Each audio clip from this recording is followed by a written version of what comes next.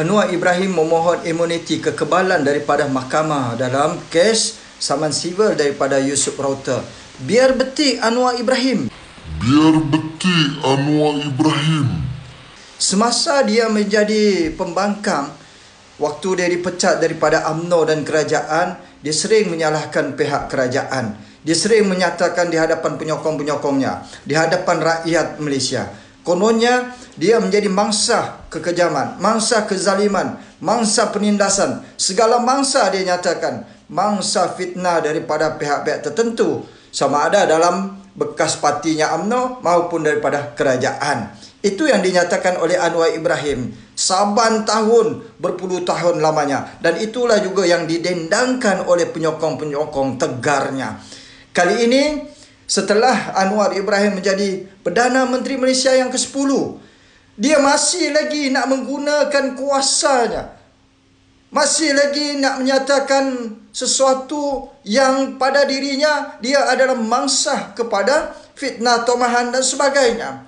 Kenapa zaman dia menjadi pembangkang, sewaktu dia tidak ada kuasa, dia menyalahkan kerajaan.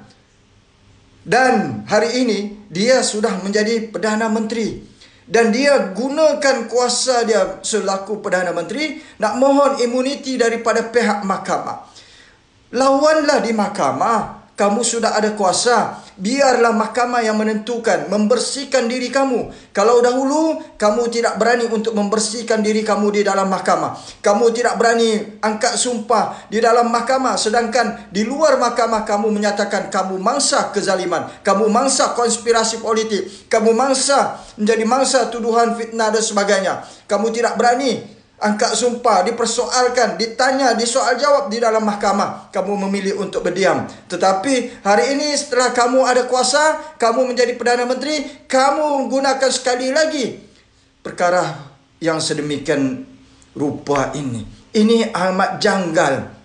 Ini juga tidak pernah berlaku dalam sejarah sesebuah negara. Inilah sejarah pertama dalam bumi Malaysia yang mana seorang Perdana Menteri berasa takut untuk ke mahkamah, untuk berdepan dengan persoalan di mahkamah saman sivil yang dikemukakan oleh seorang pemuda Yusuf Rauter. Kenapa takut? Sedangkan kalau nak dapatkan keadilan seperti mana kamu laung-laungkan puluhan tahun, kamu tidak ada keadilan, kamu tidak mendapat keadilan. Nah, hari ini mangsa ini nakkan keadilan, dia bawa ke mahkamah. Kenapa Anwar Ibrahim berasa takut untuk berhadapan dengan keadilan? Biar mahkamah yang putuskan sama ada dia betul atau kamu yang betul, Anwar Ibrahim.